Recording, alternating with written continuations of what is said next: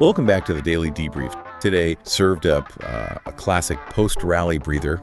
We saw IWM dipping despite that ATH open. Tech definitely carrying the torch. And yeah, metals stealing the late spotlight. Definitely felt that shift. We're knee-deep in a bullish September, but, with energy coiling like a spring and those Fed echoes fading, the big question is consolidation or continuation. You're tuned into the Stock Market Summary series. We're going to get into what we're seeing in the charts. But before we do, just a quick reminder, none of this is buying or selling advice, okay? It's just market commentary and trading education. That's right. And hey, if you're liking these videos, do us a solid and give us a like. We'd really appreciate it. All right, with that said, let's get into it, y'all. Let's analyze this market action. Okay. Our mission today is simple. Unpack this mixtape, figure out what this divergence between, say, small caps and tech tells us about where the capital is flowing right now. Right, and what's fascinating here is that, look, the overall bullish September streak, it's undeniably intact, even if the close looked a little, mixed. Sure. We have to start with the Russell 2000 IWM, that's our proxy for small cap strength. It opened at a fresh all-time high, which was great to see, but then it pulled back, 0.78% by the close? Yeah, saw that. To us, that looks like textbook profit-taking, a healthy dip, really, and now it's testing that key flag support level we've been tracking. Absolutely. And the money, it seems, didn't just leave the market, it just shifted lanes, right? Exactly. While small caps took a breather, tech was, fully carrying the torch. The NASDAQ 100 QQQ up 0.68%. Solid gain. And XLK, the Technology Select Sector ETF, it led all sectors, gaining 1.01%. You got to think that's purely driven by those persistent AI tailwinds. Oh, for sure. Suggests conviction is still there in those growth names. Right. And meanwhile, DIA, the Dow, it notched a small gain and is reliably hugging the trendline bounce we mentioned last week. Yep. Holding steady there. And when you see this kind of divergence, you really need to look at specific setups. The market is rewarding those highly defined technical patterns right now. Which brings us to the really interesting part. Those parabolic movers. Oklo Inc. OKLO just went absolutely parabolic on huge volumes. An incredible move. And critically, it followed the symmetrical triangle breakout pattern. That's one we hunt for in our trading playbooks. The classic. Yeah. For those maybe less technical, that setup basically signifies that a period of contracting volatility and directional fighting has finally resolved. And that massive volume confirms it. High probability trigger. Nailed it. And quantum computing, QUBT, also ripped higher today. Right.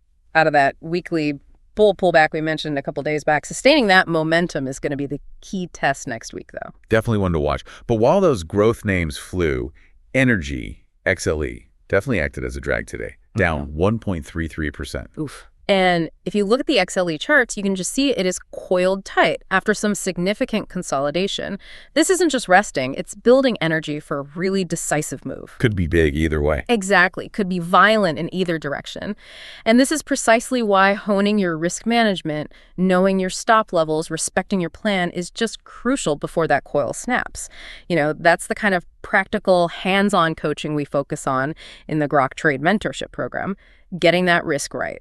That XLE coil definitely raises a massive question mark for next week's direction. Before we dig into crypto and metals, as always, guys, if you've got a stock you're watching or maybe a question about the markets, drop it in the comments below. We might cover it in an upcoming episode. Love seeing those questions. And by the way, if you're enjoying this video and appreciate these market summaries, do us a big favor and hit that like button. It's totally free and helps us out in a big way. And click subscribe too, so you don't miss a beat. You can always unsubscribe later if you want. All right, so shifting gears a bit. Today was really technically driven, wasn't it? Light on fresh U.S. news flow. Very light. Markets were primarily just, still digesting Wednesday's Fed rate cut and those subsequent Fed echoes.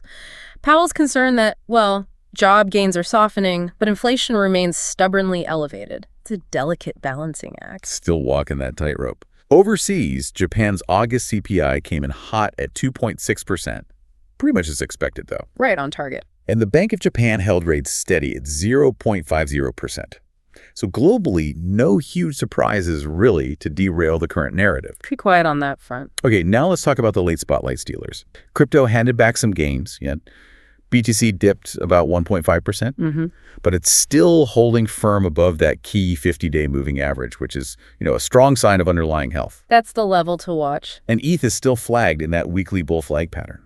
Suggests consolidation before maybe a move higher, poised for an energy release if volume kicks in above its 20-day MA. Needs that volume confirmation. But metals, They stole the show with some aggression late today. Gold, GLZ, climbed 1.06%. Nice move for gold. And silver, SLV, surged 2.76%.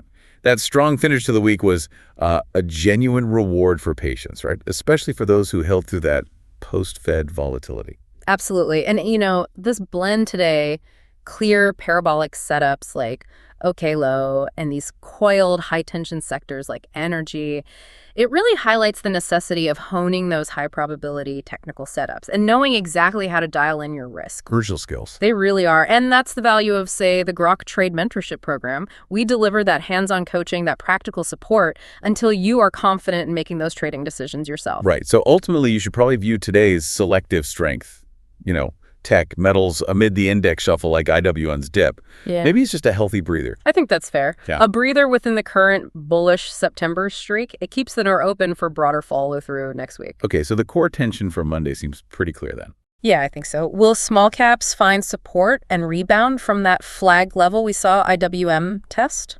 Or will that XLE coil snap first and maybe dictate the broader market direction? That's the big question going into next week.